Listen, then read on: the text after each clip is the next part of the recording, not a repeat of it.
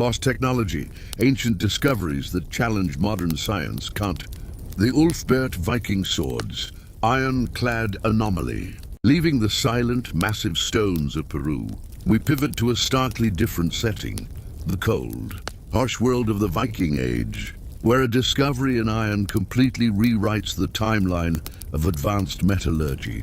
Between the 9th and 11th centuries CE, in the dark heart of the European Middle Ages, a warrior's most prized possession was his sword. Most swords of the time were made from soft, low-carbon iron that was prone to bending and dulling. The quality of steel was rudimentary, yet scattered across Norse burial sites, from Scandinavia to the Baltic, are approximately 170 swords bearing an enigmatic inscription, VLF-Berchti or plus VLF-Berchti plus. The Ulfbert swords are technological anomalies. Using modern analytical techniques, metallurgists have discovered that these swords are not ordinary iron. They are made of crucible steel, also known as high-carbon steel. Crucible steel has a carbon content of around 0.5 to 1.0%, making it exceptionally hard, strong, and flexible. It's a pure homogeneous metal, largely free of the slag impurities that plagued medieval European ironworking. This is the quality of steel found in late medieval European workshops, or more famously, in Damascus steel, a metal not thought to be widely produced in Europe until the Industrial Revolution. Hundreds of years later, the process to create steel of this quality is incredibly demanding. It requires heating the iron to temperatures of at least 150 C over 3000 eV in a sealed container, a crucible, to allow the carbon to properly diffuse and create a uniform alloy. Medieval European blacksmiths, using simple bellows and charcoal-fueled forges, could barely achieve temperatures over 1000 C, enough for basic wrought iron, but not for crucible steel. Where did this technology come from? The most accepted hypothesis traces the source of the steel back to the Middle East, specifically to Persia or Central Asia, where the sophisticated Wootz steel process was mastered much earlier. The theory suggests the Vikings, through their vast trade network along the Volga River to the Caspian Sea, were importing these highly refined steel ingots, which were then forged and inscribed in Europe. However, the question remains, if the steel was imported, who possessed the precise skill and the specialized tools to forge and temper this exceptionally difficult material into a perfectly balanced, resilient sword blade? The Ulfbert blades exhibit an almost flawless structure, demonstrating a mastery of heat treatment and quenching that was simply not part of the common European metallurgical repertoire of the 9th century. They were, quite literally, swords from the future. The Ulfbert signature is not just a brand, it is a declaration of a lost or highly guarded industrial process. The swords represent an isolated spike in metallurgical excellence that vanished from Europe for centuries, only to be rediscovered with the advent of modern industrial furnaces. It is a stunning example of a technology regression, complex art that was inexplicably available, used to create superior weapons, and then lost, leaving historians to grapple with the reality of an advanced steel-making technique existing centuries before its time.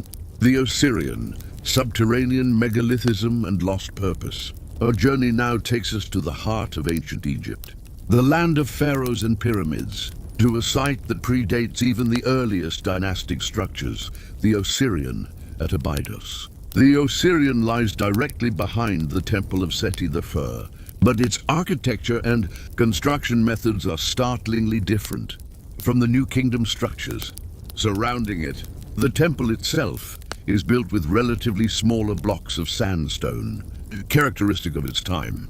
The Osirian, however, is a vast subterranean, open-air structure built from enormous blocks of red granite and quartzite, some weighing over 100 tons, resembling the megalithic work found at the Giza Plateau, rather than the intricate work of Seti I's era.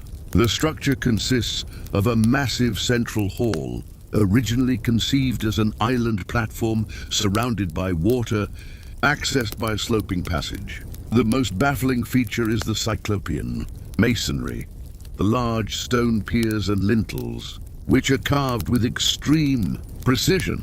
The granite blocks are dressed, fitted and aligned with a geometrical exactitude that seems out of place for any period other than perhaps the Old Kingdom. And even then, its style is unique. Why is the Osirian considered lost technology? One, the depth and water table. The entire structure is built far below the current ground level, and crucially, below the local water table. To construct the Osirian, the builders would have had to excavate an enormous pit and then contend with massive hydrostatic pressure and constant flooding. This implies the use of sophisticated dewatering technology, possibly involving advanced pumps or an unknown method of controlling subterranean water flow, a feat that modern engineers undertaking similar projects find immensely challenging. The presence of water was clearly central to its design, possibly suggesting it functioned as a water temple or a symbolic representation of the primeval mound emerging from the waters of creation. None. 2. Tool marks and machining. The granite used is an incredibly hard, crystalline rock, difficult to cut even with hardened modern steel. Yet the Osirian exhibits signs of highly accurate, straight-line cutting and smooth surfacing. Researchers have often noted potential evidence of large, powerful rotary or gang saws capable of making deep, straight cuts into granite, tools that Egyptologists claim did not exist until the Roman or even medieval periods. If these ancient builders used only copper or primitive bronze tools, the sheer amount of time and abrasive force required to dress and fit these colossal granite blocks would push the construction date back thousands of years before Setia. 3. The lack of inscriptions. Unlike nearly every other major Egyptian structure, which is covered in hieroglyphs and declarations of the builder, the core megalithic part of the Osirian is almost entirely devoid of inscriptions. This profound lack of self-attribution suggests the builders either belonged to a much older, pre-literate or different cultural group, or that the structure was so sacred and ancient it was considered beyond the purview of the dynastic pharaohs. Egyptologists generally attribute the Osirian to Seti I, arguing he simply used a very archaic style and deep excavation to link his temple to the earliest traditions of Osiris worship. However, the architectural and engineering dissonance is too great for many independent researchers to ignore. They propose the Osirian is a remnant of a much older, pre-dynastic civilization, perhaps dating back to the time of the Great Sphinx, possibly 10,000 to 12,000 years ago, which possessed a lost, sophisticated understanding of large-scale stone machining and hydrological engineering. The later pharaohs merely rediscovered and appropriated it. The Osirian stands, half submerged in the silent water of its own mystery, a monumental question mark challenging the accepted chronology of Egyptian civilization. The Klerksdorp spheres, an impossible geological puzzle. Our final destination on this journey into lost technology takes us beneath the surface of the Earth itself, to the remote region of South Africa, near the town of Klerksdorp. Here, miners excavating deposits of pyrophyllite, a soft, light-colored mineral, have made a discovery so deeply unsettling that it has been relegated to the realm of out-of-place artifacts, ooparts. These are the Klerksdorp spheres, small, metallic-looking or fibrous objects, ranging from about 1 to 10 centimeters in diameter. They are not entirely uniform in appearance, but most share two critical, perplexing features. 1. Perfect geometry. Many of the spheres are found to be almost perfectly spherical. Some specimens also have 3 parallel grooves etched around their equator, giving them the appearance of being purposefully manufactured or machined artifacts, rather than natural geological formations. 2. Impossible age. The pyrophyllite matrix in which these spheres are embedded belongs to the Autostyle Formation, a layer of rock dated by geologists to the Precambrian era, approximately 2.8 to 3.0 billion years ago. This age is the crux of the mystery. If the spheres are artifacts, if they were manufactured, machined, or formed by any kind of intelligent process, they would imply the existence of a technically advanced civilization, dating back 3 billion years, long before even the first single-celled organisms appeared on Earth, according to the accepted biological and geological timelines. This is, by definition, an impossible technology. Natural or manufactured, the core debate. Conventional geology offers a clear, if unsatisfying, explanation. Concretion. Concretions are masses of mineral matter formed by the precipitation and cementing of mineral solutions around a central nucleus, often resulting in spherical shapes. Geologists argue that the spherical shape and the grooves are simply the result of natural geological processes, such as the rhythmic precipitation of material or the pressure of surrounding rock layers. However, the precision of some specimens continues to challenge this view.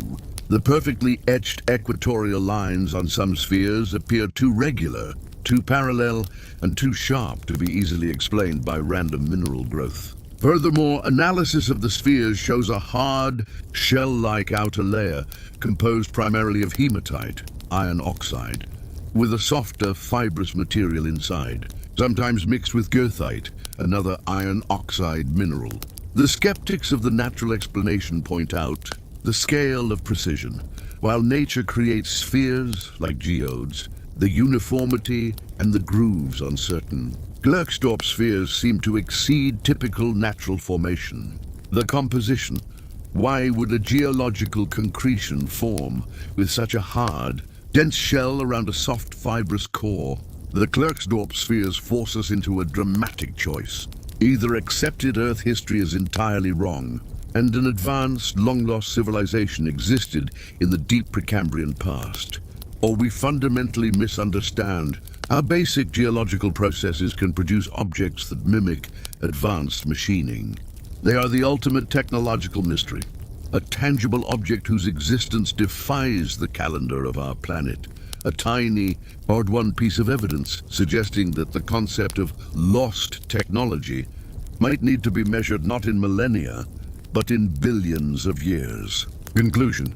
A history rewritten in stone and steel, from the impossible fitting of the megaliths at Sacsayhuaman, which challenges our understanding of civil engineering and rock cutting, to the metallurgical perfection of the Ulfbert swords, which demonstrates a mastery of steel centuries ahead of its time, and finally to the Osirian subterranean hydraulics and the geological absurdity of the Klerksdorp spheres. The archaeological record is riddled with evidence of brilliance that was inexplicably achieved and then lost. These sites and artifacts are not the work of simple societies. They are the fingerprints of forgotten eras, isolated peaks of technological achievement that break the smooth curve of human progress we have drawn for ourselves. They suggest that the true story of humanity is one of cyclical advancement and collapse, of sophisticated knowledge acquired, used, and then submerged beneath the sands of time. The question is no longer if advanced technology existed in the deep past, but rather what catastrophic event or collective amnesia led to its total disappearance, and what other profound secrets are still buried, waiting to challenge everything we think we know. End of narrated with much older human species like Homo erectus or Neanderthals. Their skulls are robust, their brow ridges are thick, their faces are flat and broad, their noses are wide, and they possess a prominent chinless jaw.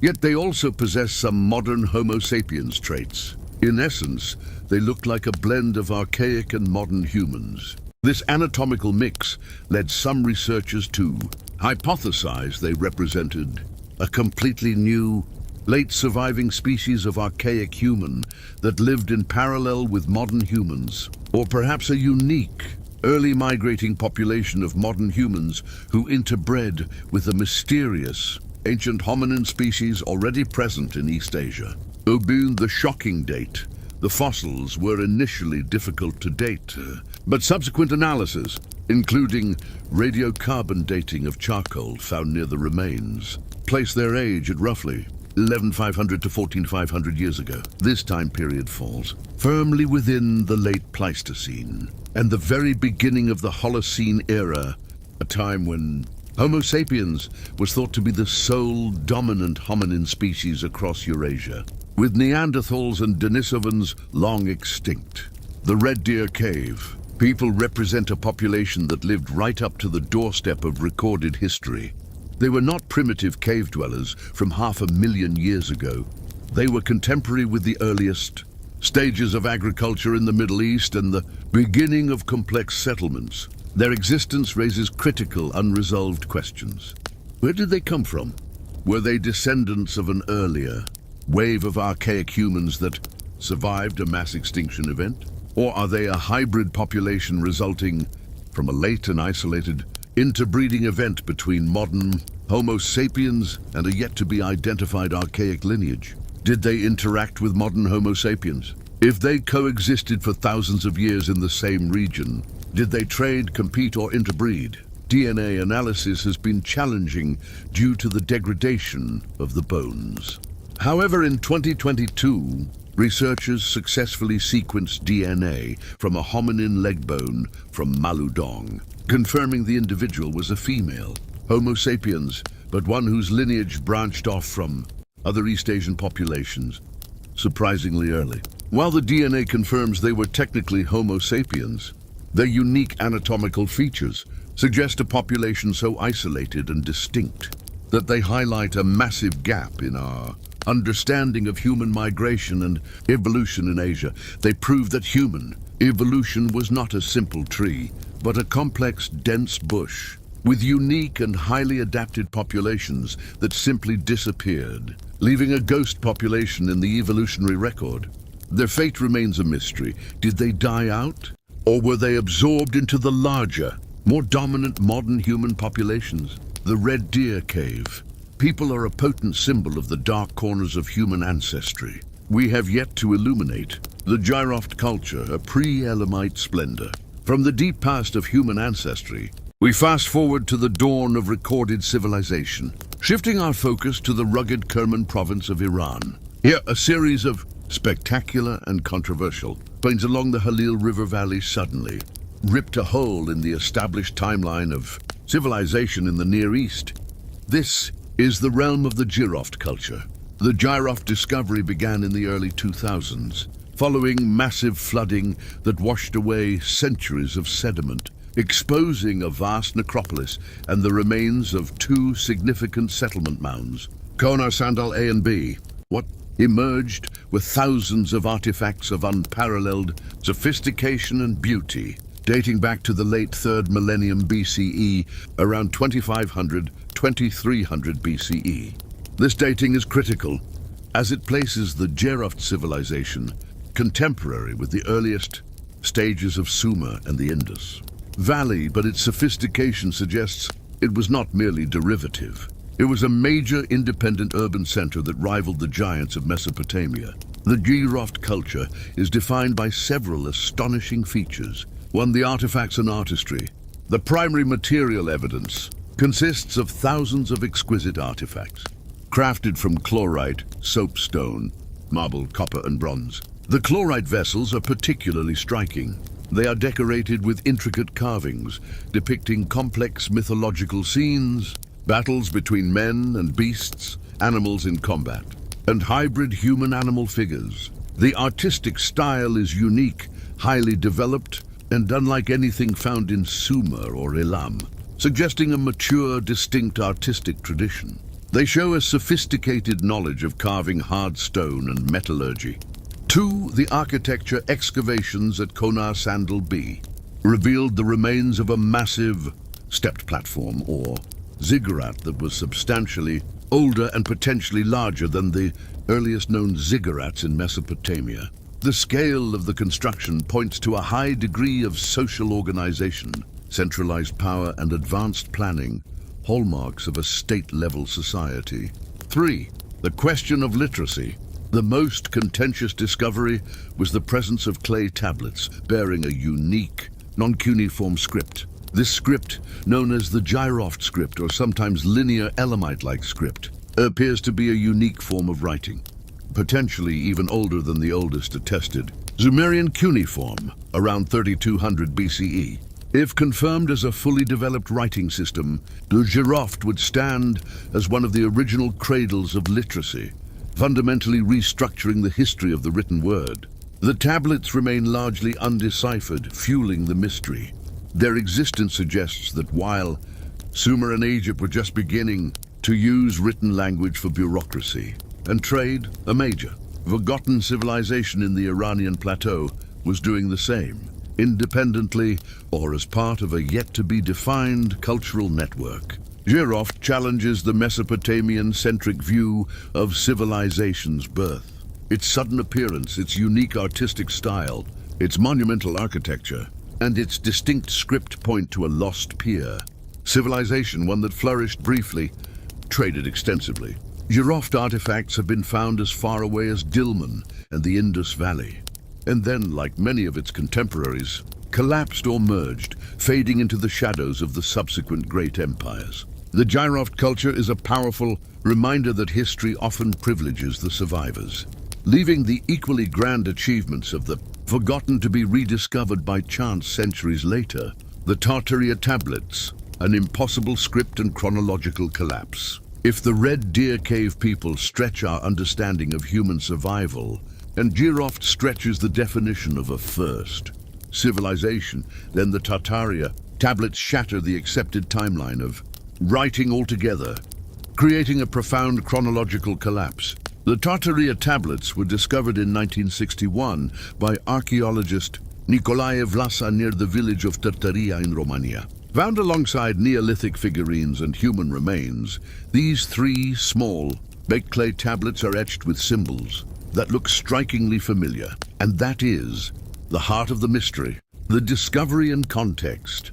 The tablets were found in a ritual pit, possibly a burial site, alongside 26 clay figurines and a shell bracelet, next to the bones of an adult. Vlasa initially dated them to around 2700 BCE, linking them to the Vincha culture of Southeast Europe.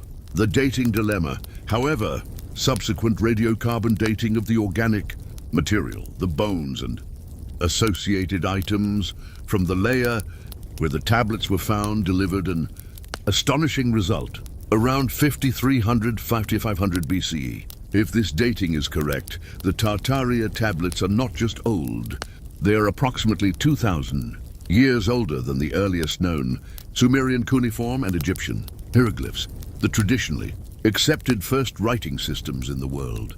The symbolic challenge, the symbols on the tablets are the most baffling element. One tablet is circular, divided into sections with geometric patterns.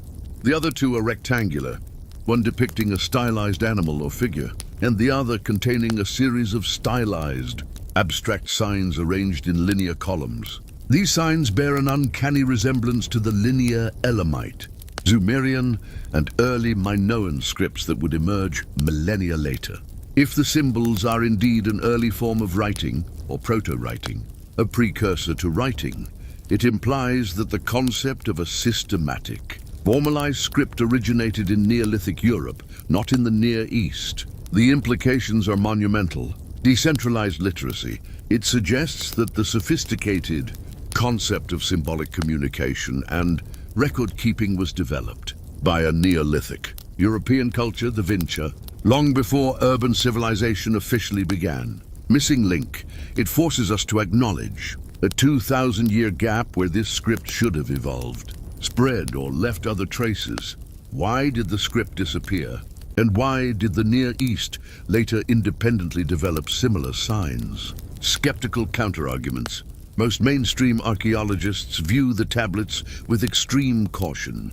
The leading skeptical theory suggests they are not writing. The symbols are merely ritualistic or decorative. Pictograms, simple symbols used for magical or religious purposes, lacking the linguistic structure of true writing. Chronological contamination.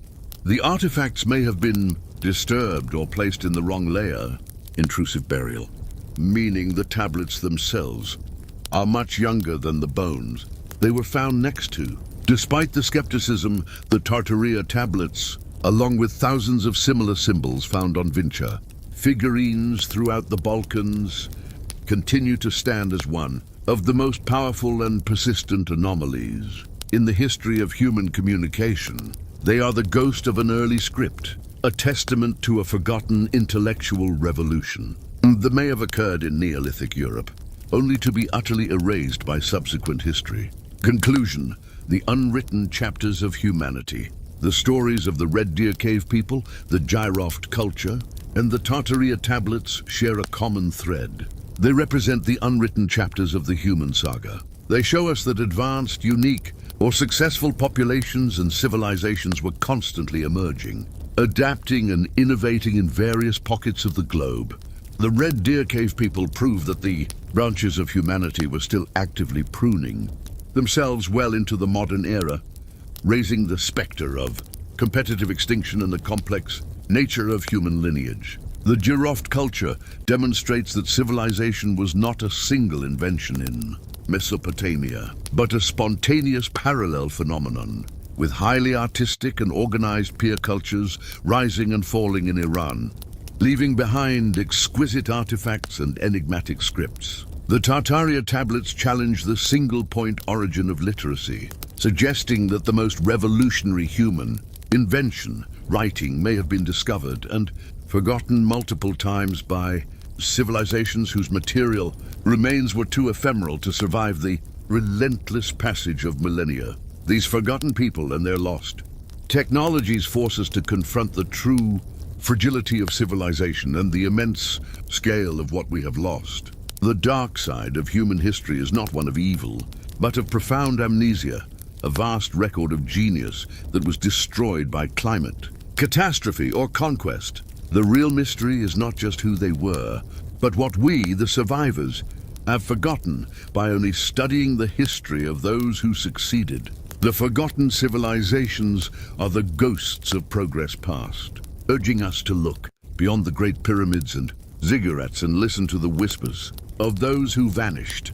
Tales of the remains, the haunting truth of the skeletons of Rupkund, Lake and other controversial human fossils. The ground we walk upon is a vast open crypt, beneath the soil, within the sediment layers of caves, and locked in the cold embrace of glaciers, lie the silent witnesses to the most profound and terrifying events of human history. These are the skeletal remains, the final, enduring records of peoples, populations, and individuals whose lives ended abruptly, mysteriously, or under conditions that defy conventional understanding. Unlike monumental architecture or technological artifacts, human remains tell a visceral, immediate story, a tale of genetics, migration, violent demise, or even entirely forgotten branches of our family tree. The remains we are about to examine are more than just archaeological finds. They are controversial human fossils that challenge core tenets of anthropology,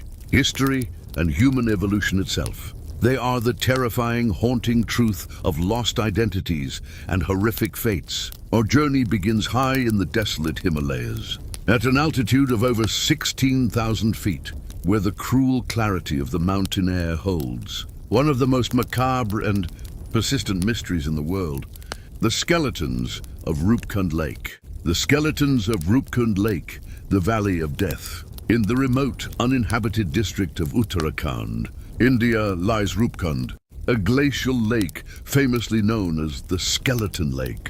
For most of the year, the lake is frozen solid, but when the summer sun melts the ice, the water recedes to reveal a horrific sight.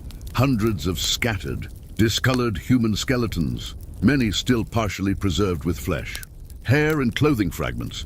The discovery dates back to 1942, when a forest guard stumbled upon the grim scene. Initial theories, fueled by the ongoing World War, suggested the remains belonged to a Japanese invasion force, or perhaps a sudden epidemic that swept through a small village.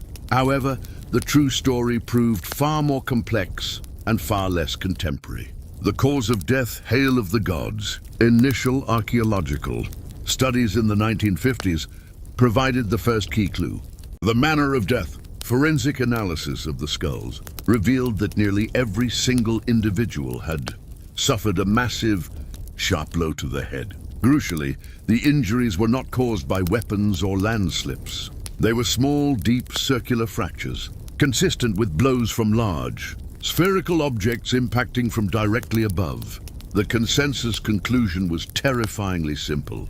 The people were killed by a sudden, catastrophic hailstorm of extraordinary violence. Trapped in the exposed mountain bowl with nowhere to take shelter, they were beaten to death by hailstones, potentially the size of cricket balls, raining down from the high Himalayan sky. Who were they? The genetic twist.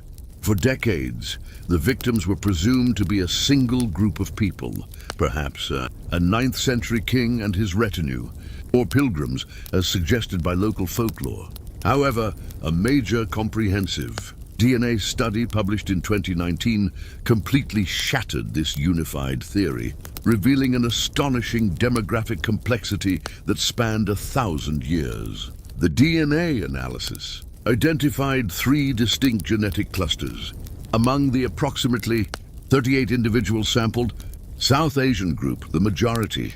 The largest cluster comprised individuals genetically related to present-day populations in India who perished over several events, with the bulk of this group dying around 800 CE, 9th century. Mediterranean group, the anomalies. A shocking finding was the presence of a group genetically linked to the modern populations of Crete and Greece. Furthermore, these individuals did not die with the South Asian group. Their time of death was dated to around 800 CE, the 19th century, a full millennium later.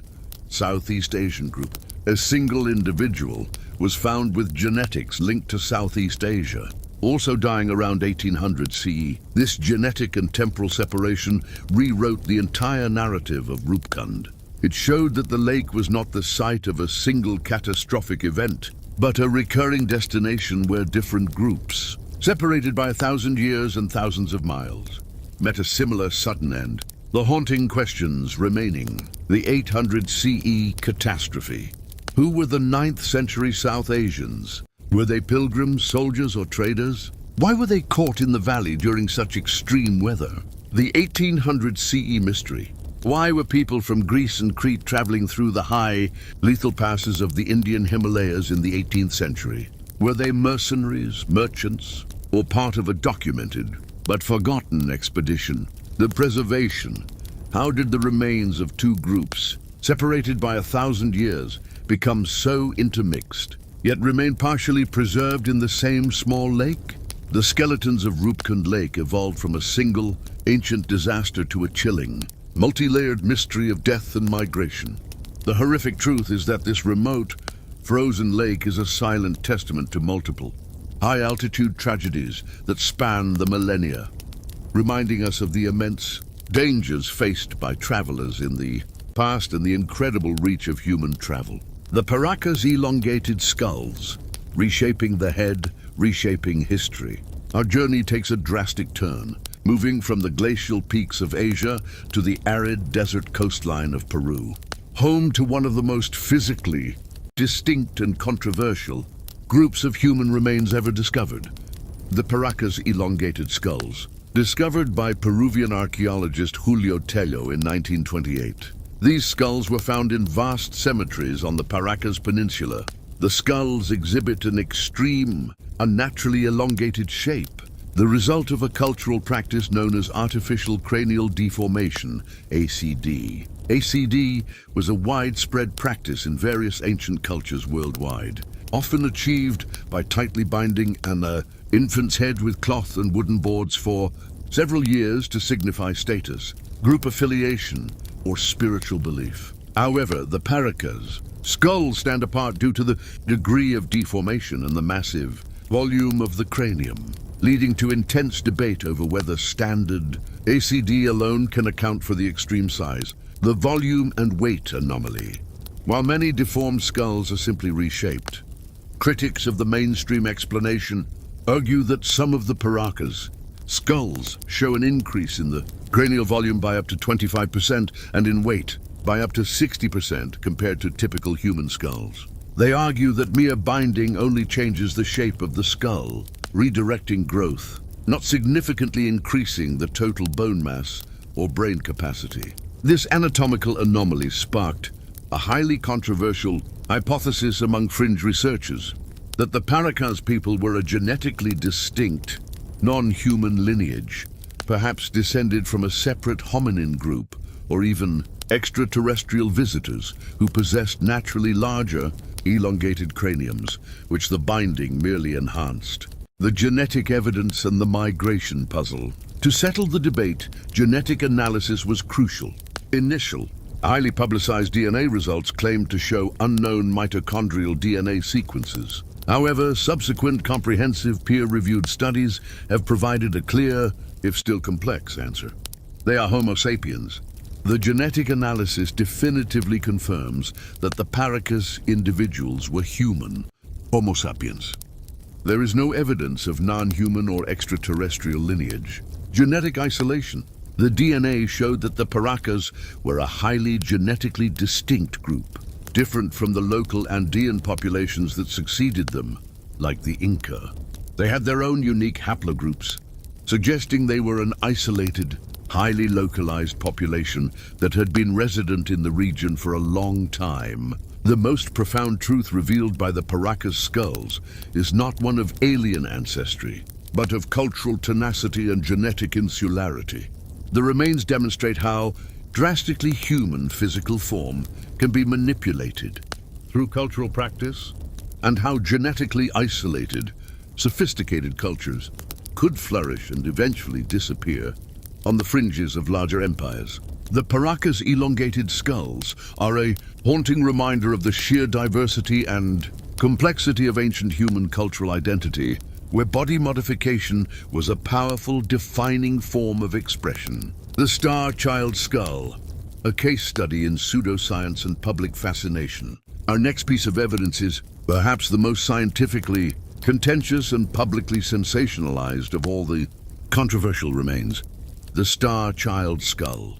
Unlike the previously discussed remains, which are accepted archaeological finds, the Star Child Skull is an artifact whose very authenticity and origin are hotly debated by the scientific community. The skull was allegedly discovered in 1930 in a mine tunnel in Chihuahua, Mexico, alongside a normal human skeleton. It gained international attention in 1999 when it was acquired and promoted by writer and researcher Lloyd Pye, who claimed the skull belonged to an alien-human hybrid.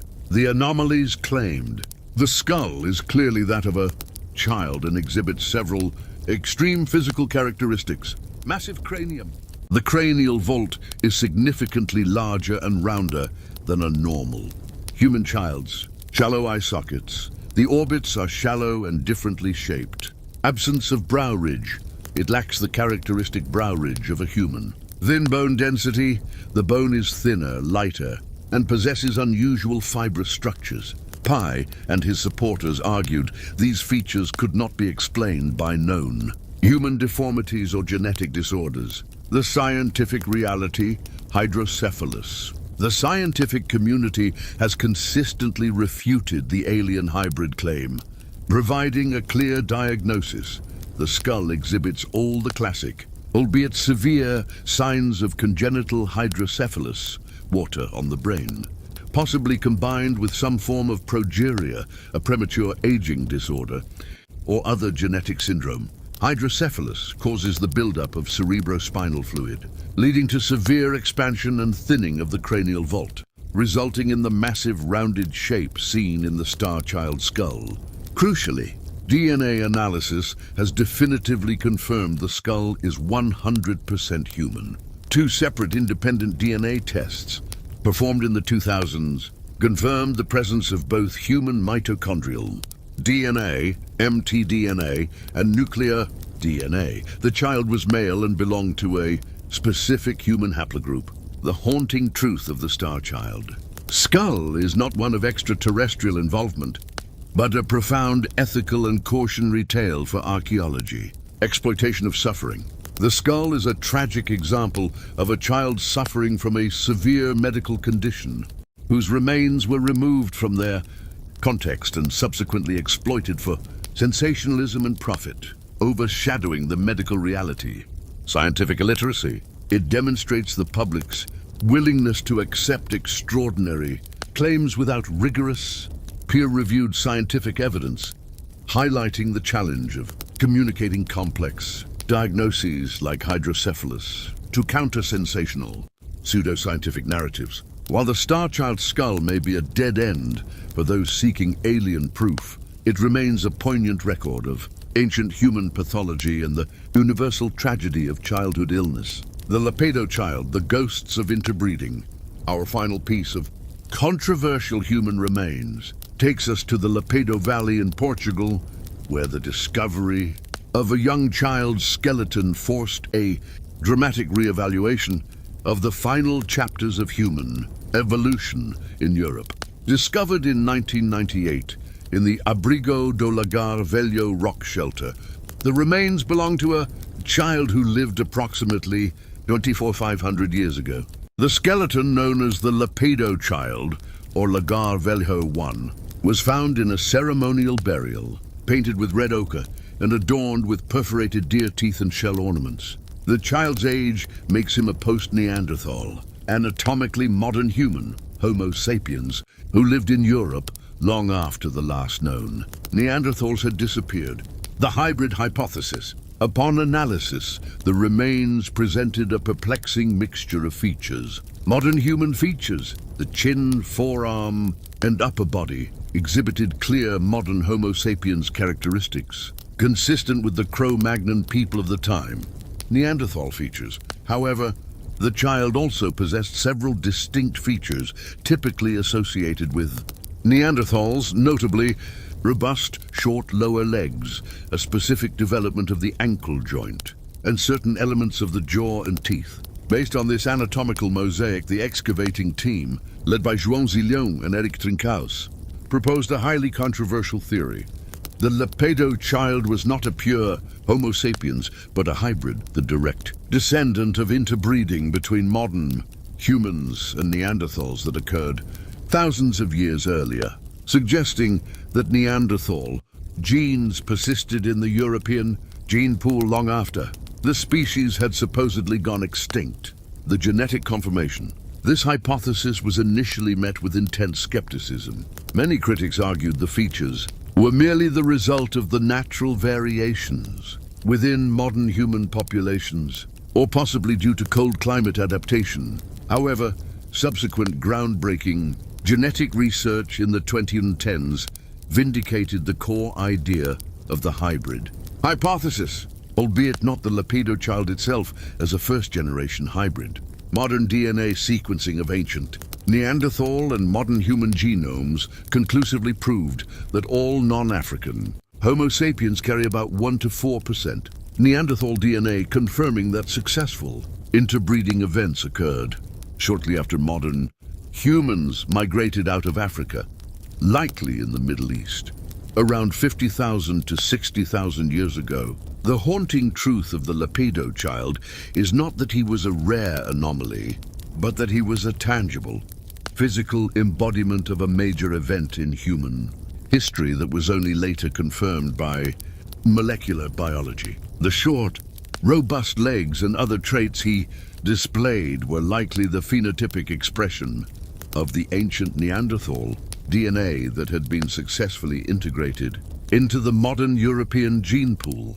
The Lapedo Child is the most poignant evidence that the story of human evolution is not one of simple replacement, but of assimilation, interbreeding, and the persistence of ghost populations within our own DNA, forever reminding us that we carry the genetic legacy of our long-lost cousins. Conclusion: the unspeakable truth in the bones. The tales of these controversial human remains force us to re-examine the historical record, not through the lens of victorious civilizations, but through the fragility and diversity of the human body and spirit. The Rupkund skeletons expose the brutal indifference of nature, illustrating how separate populations separated by millennia could meet identical, violent ends in the same unforgiving landscape. The Paracas. Skulls reveal the incredible extent of cultural modification and genetic isolation achieved by ancient groups whose physical form was dramatically shaped by tradition. The Star Child skull serves as a modern-day warning against the dangers of exploiting human suffering for sensational claims, reminding us that reality is often more complex and sad than fiction. The Lepedo child offers a profound genetic truth, that the story of Homo sapiens is inextricably linked with that of the Neanderthal, and that the ghost of our archaic past lives on in our very bones. These remains, the scattered, silent victims of the Himalayas, the deliberately elongated skulls of the desert, the tragically deformed skull of a child, and the Neanderthal, admixture in a Paleolithic boy, do not just fill in the gaps of history. They redefine its boundaries, offering the most intimate and haunting glimpse into the darkest, most unexpected corners of the human story. Geographical artistry, the enigma of colossal structures scattered across the Earth. The surface of our planet is not just a canvas of natural phenomena, mountains, rivers, and deserts. It is also an ancient sketchbook where human hands, or forces long forgotten, have etched colossal, mysterious designs. These are monuments not just of stone, but of landscape itself, structures so vast, so geometrically precise, and so challenging to construct that they transform entire geographical regions into puzzles. These colossal structures, often only truly visible from the air or through geological imaging, challenge our understanding of ancient engineering, coordination, and motivation. They force us to ask fundamental questions. Why did ancient people dedicate unimaginable resources to projects of this scale? When were they created, often in eras we deem primitive? And how was the technical mastery achieved without modern tools or aerial perspective? Our journey begins across the narrow strait separating India and Sri Lanka, where the fusion of geology, mythology, and colossal engineering creates a profound mystery. Ram Setu, or Adam's Bridge. Ram Setu, Adam's Bridge, the geological mythological colossus, stretching approximately 30 miles, 48 kilometers, between Pamban Island off the coast of India and Mannar Island off the coast of Sri Lanka. Ram Setu is a chain of limestone, shoals and sandbars that forms a natural causeway across the Palk Strait.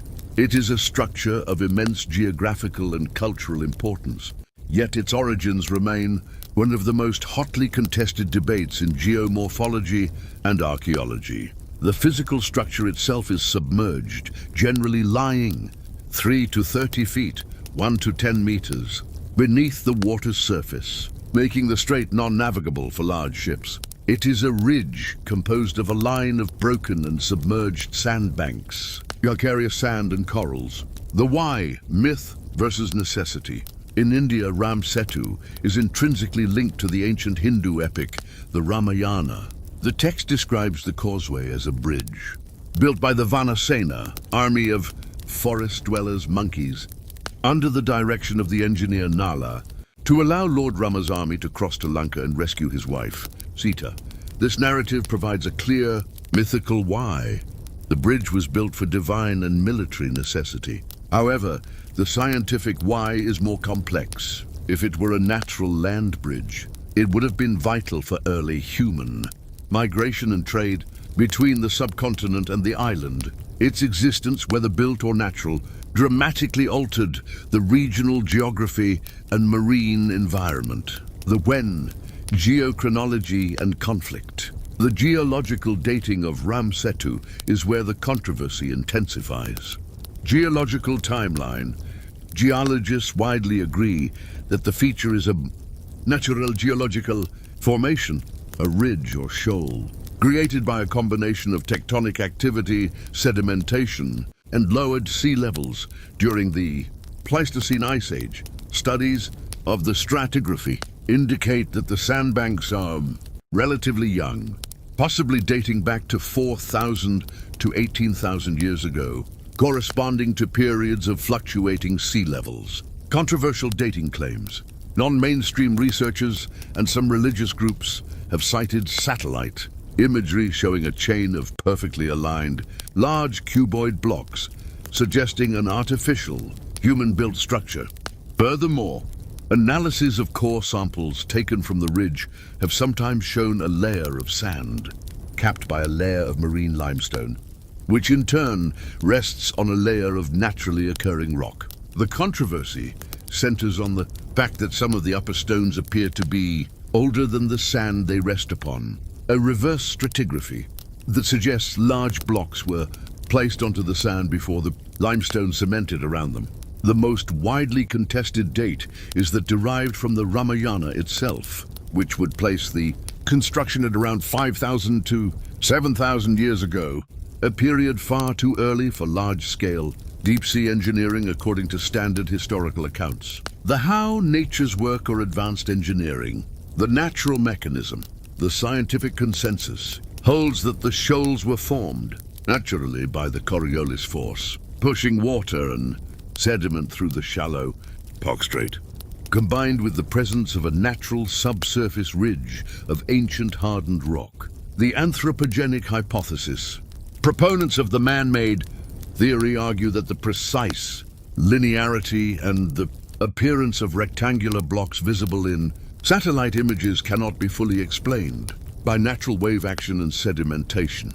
They suggest the ancient builders may have utilized a form of floating rock or coral aggregate to rapidly construct a temporary causeway across the shallow waters, possibly incorporating natural rock formations into their design. Ramsetu remains a potent symbol of the clash between science and myth. Whether a colossal feat of ancient engineering or an extraordinary geological coincidence, it stands as a massive, submerged piece of geographical artistry whose origin continues to inspire wonder and fierce debate. The Kokno Stone, a lost monument of cosmological knowledge. Our focus shifts dramatically from submerged marine geography to a prehistoric stone slab in Scotland.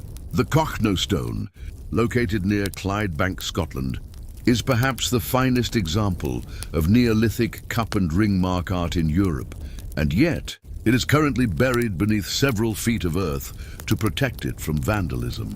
Measuring approximately 42 by 26 feet, 13 by 8 meters, the stone is covered with over 90 complex geometric carvings, including spirals, circles, rings, and enigmatic lines. These carvings are known as cup and ring marks, a form of Neolithic rock art found across Britain and Europe, but nowhere with the density and complexity seen at Kokno. The why, ritual, cosmology, or mapping? The most challenging question surrounding the Kokno stone and all cup and ring marks is their function. The primary theories center on ritual and sacred sites. The sheer number of marks and the density of the spirals suggest the stone was a major sacred or ritualistic center. The carvings may have been used for religious ceremonies, marking out sacred paths or representing astronomical alignments. Cosmological maps. Due to the concentric circles and interconnecting grooves, some researchers propose the stone is an attempt to map the heavens or the local landscape. The spirals could represent celestial bodies or cyclical time, while the lines might delineate paths to other settlements or water sources. Shamanic journeying. Another theory suggests the complex, repetitive patterns were designed to induce trance states during shamanic rituals, acting as a visual aid for entering altered states of consciousness. The fact that the markings were repeatedly carved and recarved over time suggests the stone served a constantly evolving, but profoundly important, function for the Neolithic people who created it, likely linking their immediate physical environment to their deep spiritual beliefs. The when and how. Neolithic dedication. The Kokno stone carvings are reliably dated to the Neolithic period, around 5,000 years ago, or the early Bronze Age. The how is simple in concept but immense in dedication. The designs were painstakingly created using stone tools, likely hammerstones made of quartzite or basalt, to peck and abrade the softer sandstone surface. Given the size of the stone and the depth and complexity of the marks, the creation of the Kochno stone would have required years of collaborative effort, demanding a high level of social cohesion and shared, abstract understanding among the Neolithic people. The Kochno stone is not colossal in size like Ramsetu, but it is a colossal repository of prehistoric thought, a massive, silent library of symbols whose meaning is now completely lost, leaving us with a beautiful but enigmatic piece of geographical artistry. The Sajama lines, a network etched into the high Andes. Rising over the high, arid altiplano of Bolivia stands the immense, snow-capped volcano Sajama, spread across the surrounding landscape, covering an area of approximately 8,700 square miles, 20,500 square kilometers. An area 14 times larger than the Nazca lines is the world's largest work of art, the Sajama lines. These are thousands of perfectly straight lines, often 3 to 10 feet, 1 to 3 meters wide, etched into the ground. They are not merely tracks. They are shallow channels created by the removal of the dark surface rock, andesite, to expose the lighter underlying soil, pale clay sand. Some lines stretch for an astonishing 12 miles, 20 kilometers, and maintain a near-perfect straightness despite traversing hills, valleys, and natural obstacles. The why, religious pilgrimage, and sacred geography. Unlike the military theory for Ramsetu or the artistic one for Kochno, the why of the Sajama lines is almost certainly religious and ritualistic. The key lies in their endpoints. The lines invariably radiate outwards from or converge upon small, often circular mounds known as huacas, sacred places, chulpas, ancient burial towers, or tiny chapels. Anthropologists hypothesize that the lines served as pilgrimage, routes or sacred pathways, ritually walked by the indigenous Aymara people and their ancestors. The act of clearing the lines itself may have been a communal ritual, a constant process of renewal and dedication to the mountain and the sacred ancestors buried in the chulpas. The lines effectively connected every important sacred site in the region, turning the entire landscape into a massive, interconnected religious map, allowing individuals to navigate the sacred geography. The Wen persistent tradition dating the Sajama lines is challenging due to the lack of artifacts, but they are believed to be the cumulative effort of various indigenous cultures, primarily the Aymara, stretching back possibly 3,000 years. Unlike the Nazca lines, which were created and then abandoned, the Sajama lines represent a living tradition, a continuous act of maintaining and using the pathways over millennia. The how, surveying without a survey. The most astonishing feature is their dead straightness over vast distances and uneven terrain. To achieve this level of precision, without modern surveying equipment, theodolites or compasses, the ancient builders must have used sophisticated methods, likely involving line of sight and flags. They likely employed a system of flags or poles and carefully maintained straight line sight over the undulating topography, astronomical alignment. Some lines may have been initially laid out using the rising or setting points of stars or the sun, providing an immutable baseline. The Sajama lines are a testament to monumental, coordinated effort dedicated not to a single structure, but to the creation of a massive, a sacred network, a geographical inscription, so vast it can only be appreciated from space, created by people who possess no means of seeing their completed work from that perspective. The Brazilian geoglyphs, lost Amazonian civilizations. The Amazon rainforest is often perceived as a pristine, natural wilderness, home only to small, nomadic tribes before the arrival of Europeans. This perception was shattered by deforestation in the state of Acre, Brazil, which began to expose hundreds of elaborate, massive geometric patterns carved into the earth, the Brazilian geoglyphs. Over 450 of these geoglyphs have been identified across a region spanning over 8,000 square miles, 20,000 square kilometers. They take the form of perfect circles, squares, rectangles, and often complex interlocking structures, all created by digging ditches several feet wide and deep, and sometimes lined with earth mounds.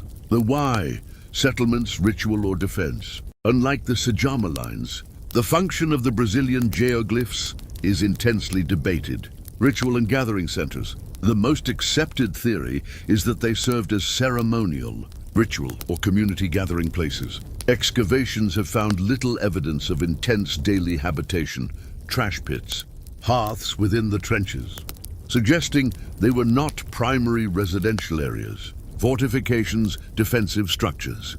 Their geometric and often interlocking nature, as well as the surrounding ditches and mounds, suggests a possible defensive function built by large, settled communities engaged in some level of conflict.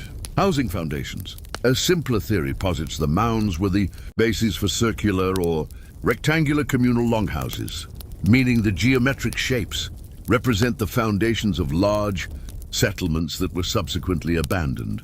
Regardless of their specific use, the geoglyphs provide a definitive why. They prove the existence of large, settled and highly organized pre-Columbian civilizations in the Amazon basin, a finding that completely overthrows the previous view of the Amazon as untouched wilderness. The when pre-Columbian zenith. The geoglyphs are reliably dated to between 200 BCE and 1300 CE, indicating they flourished during the late pre-Columbian period, well before the arrival of Europeans. Their abandonment coincided with the devastating effects of introduced diseases that decimated indigenous populations. The how, coordinated deforestation. The how of their construction points to a high degree of social organization and an understanding of engineering, massive earth moving, creating hundreds of these large ditches, some up to 6 feet deep and 40 feet wide, across the landscape required the coordinated labor of hundreds, if not thousands of people over centuries. Environmental impact to create the geoglyphs. Large portions of the forest must have been deliberately cleared and maintained, suggesting a degree of deforestation and landscape management far beyond what was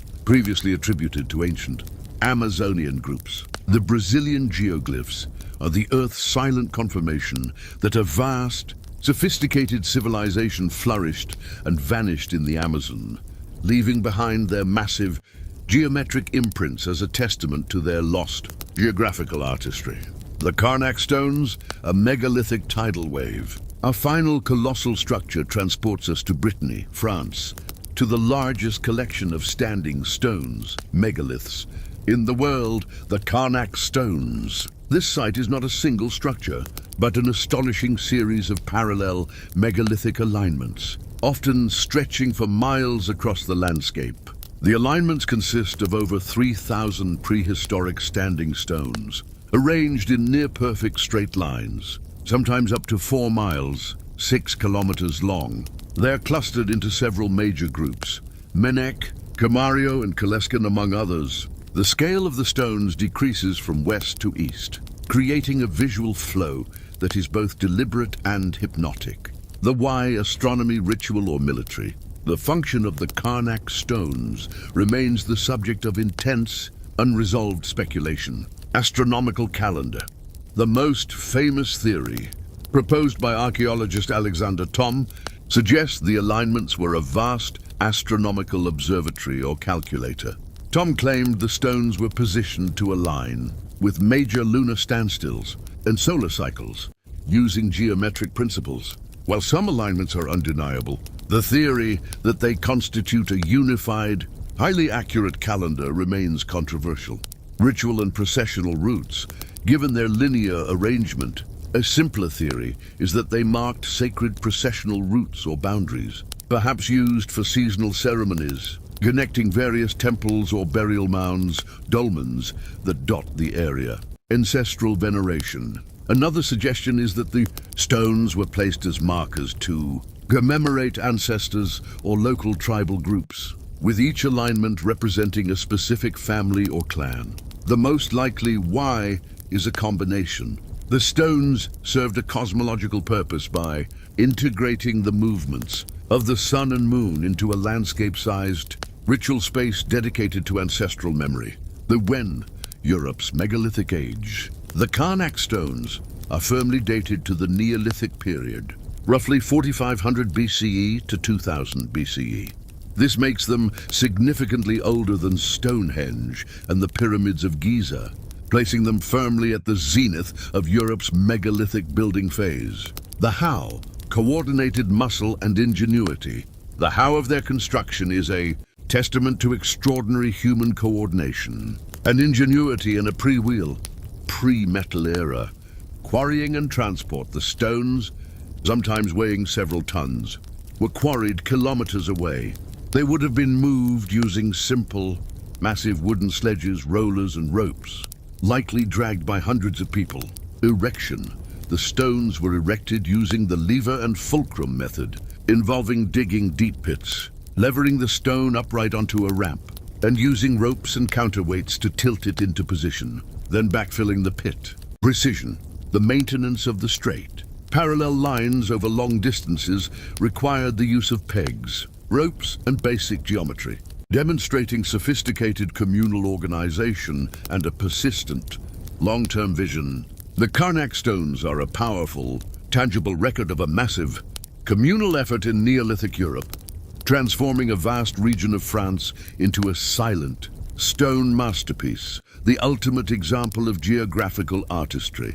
Conclusion, the colossal scale of lost ambition. The Ram Setu, the Kokno stone, the Sajama lines, the Brazilian geoglyphs, and the Karnak stones are all separated by oceans, cultures, and millennia, yet they share a common profound message. The scale of ancient human ambition was not limited by available technology.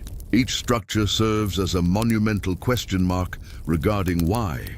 When and how these projects were realized, they reveal the ability to organize massive, coordinated labor over long periods, without the need for written language or complex state bureaucracies, as seen in Karnak and Sajama.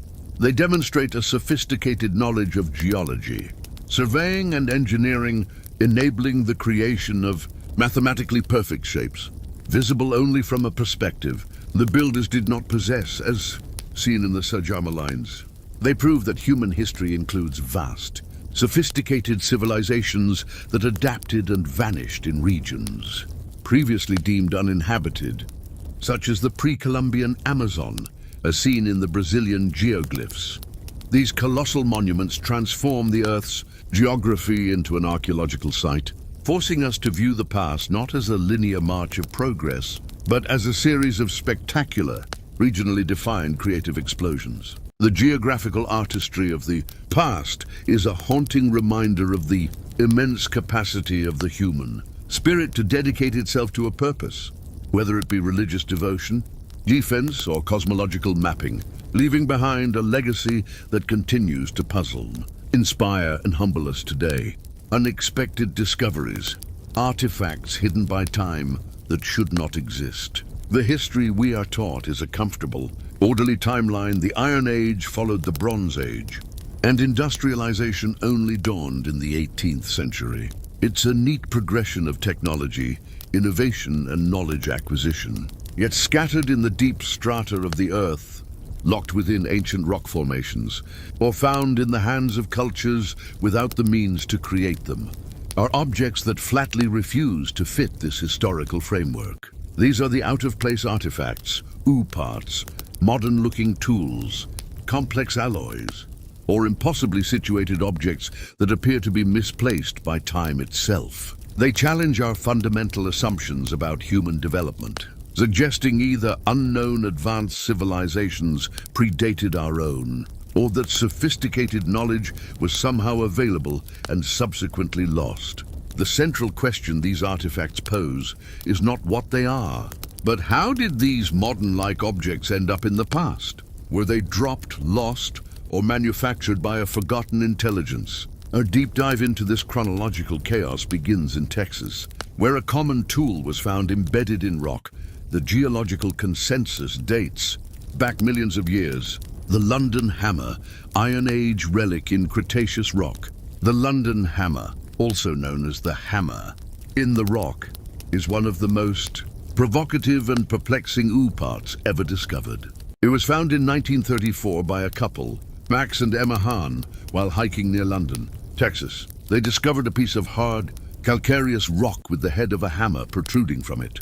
The crucial detail?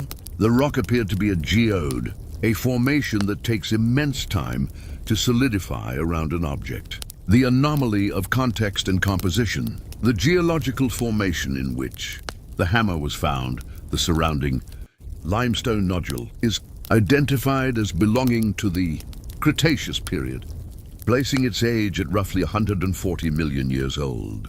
This is the central anomaly, a technologically advanced tool existing in a geological layer that precedes not only the appearance of modern humans, but also the extinction of the dinosaurs. Analysis of the hammer itself adds further mystery.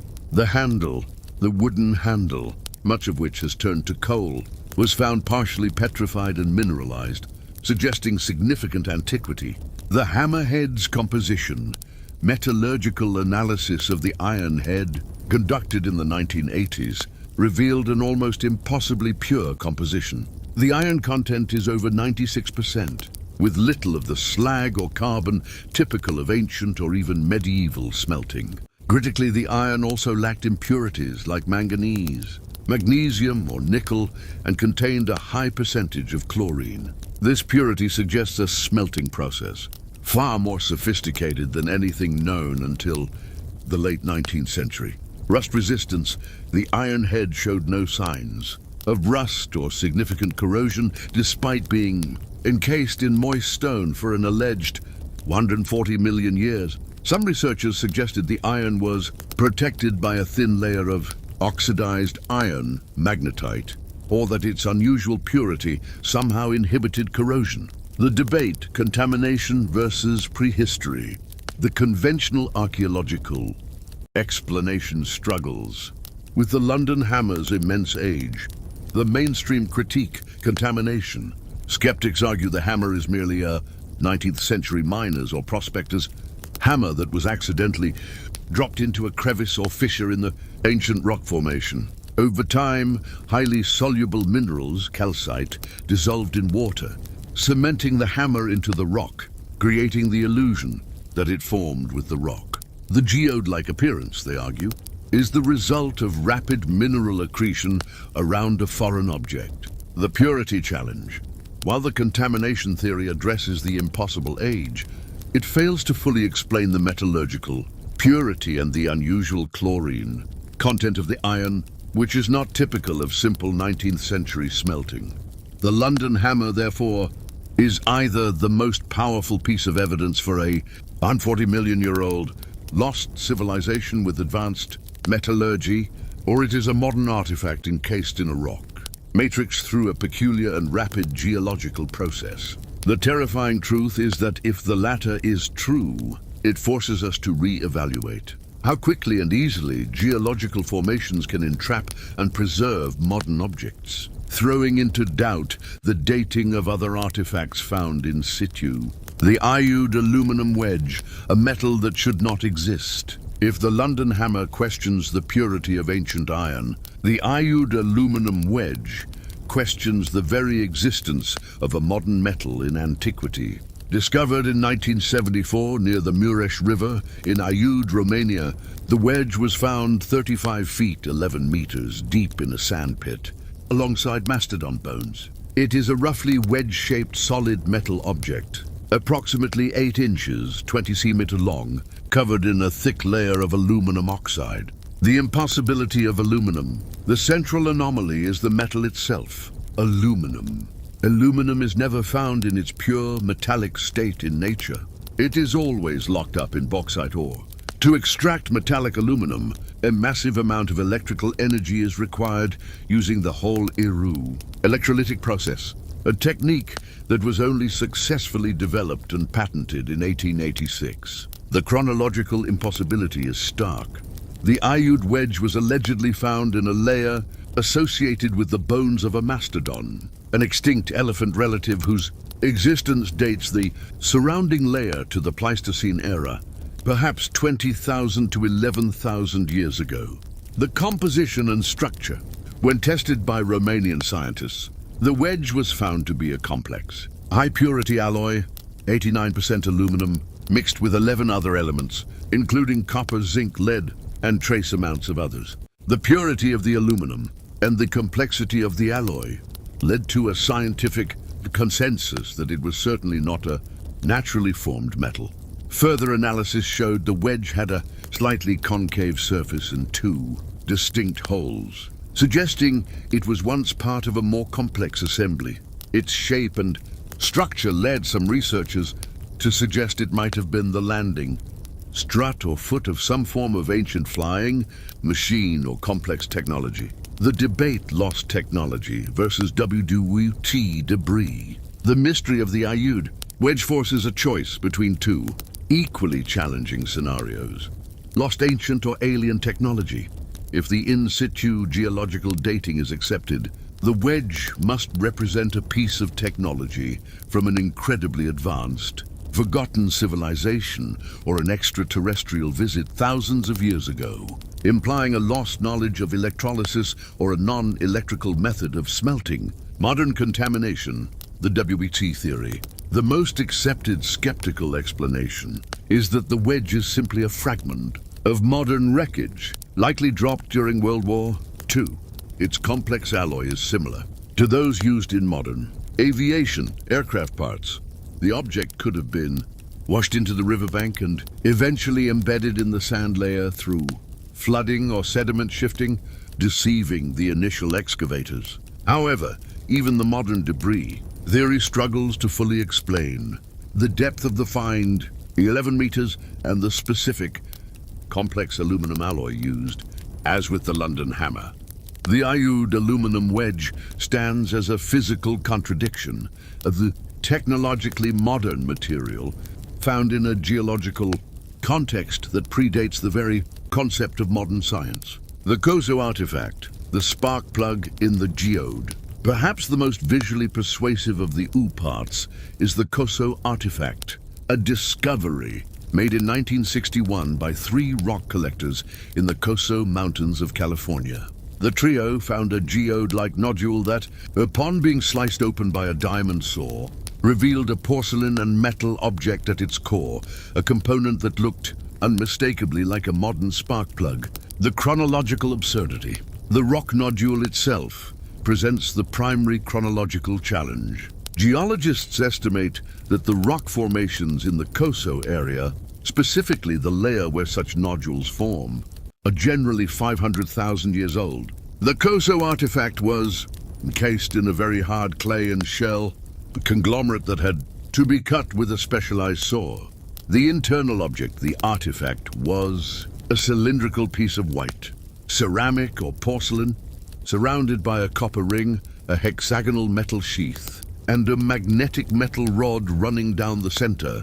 This design is identical in function to a 20th century spark plug, a necessary component for the internal combustion engine, which was only invented in the late 1800s. The identification and analysis. The analysis of the artifact focused on the metal core and the porcelain housing.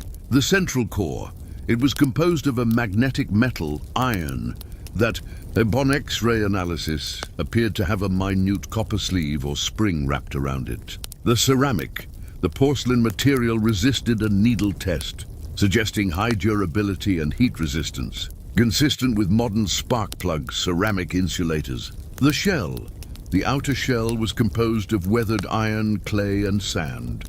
The internal structure strongly suggested that the object was a Champion brand spark plug used in 1920s era, Ford Model Ts or Model As, or perhaps mining equipment. The definitive conclusion and lost evidence. The Koso artifact represents a powerful test case for the U-part phenomenon. The skeptical resolution, unlike the London hammer's metallurgical purity challenge, the Koso artifact's technological identification is virtually undeniable. It is a spark plug.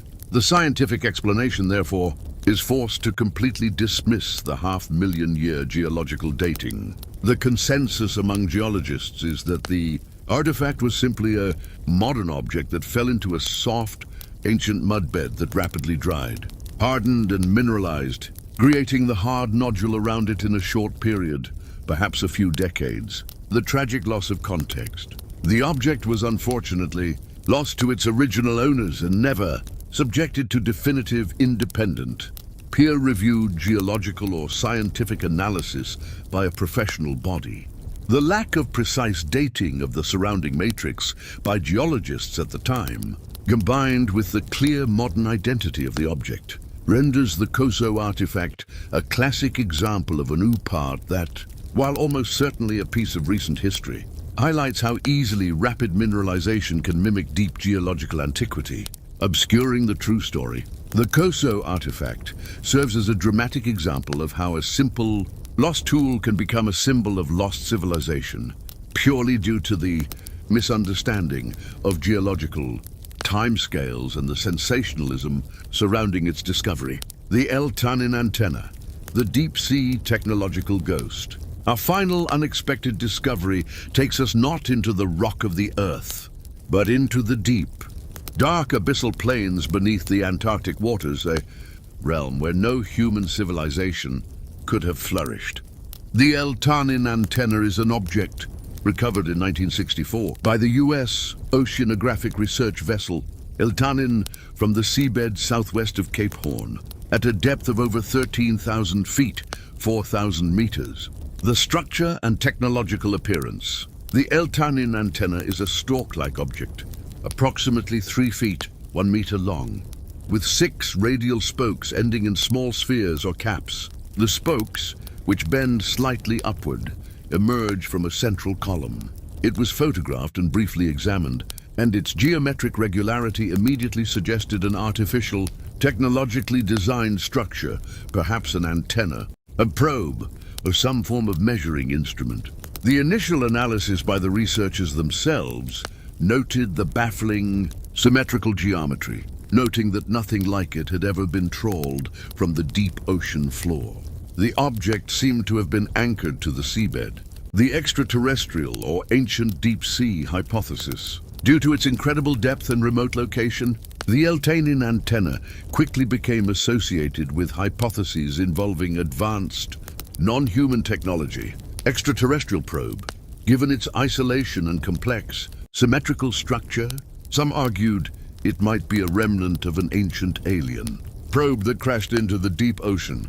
Advanced lost civilization. If not alien, it was hypothesized to be a structure built by a highly advanced deep-sea civilization, capable of engineering complex, metallic structures for survival or research at extreme depths. The object remains a ghost in the annals of oceanography, having been misplaced or lost shortly after its recovery, leaving only the photographs and the initial tantalizing descriptions. The scientific reality.